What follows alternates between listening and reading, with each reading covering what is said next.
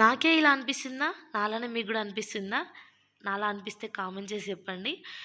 మనం ఎన్ని shorts upload చేసినా, ఎంత మంచి వీడియోస్ పెట్టినా వ్యూస్ రావు. వ్యూస్ వచ్చినా వాటికి లైక్స్ రావు.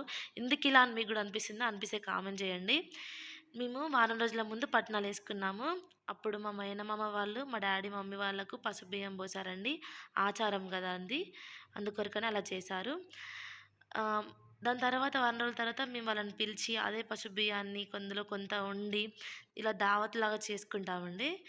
ఆహ్, దానికోసం మేము నాటుకోళ్ళు కోసాము. కానీ అది మా అక్క, మా బావ వచ్చేలోపే అయిపోయిందండి. సో, వాళ్ళొచ్చేలోపు మేము మళ్ళీ వండి పెట్టాలని మా అయ్య దగ్గరకొచ్చి ఇలా వలేసి పడుతున్నారండి. మేము పెద్ద ప్రొఫెషనల్స్ కాదు గదండీ.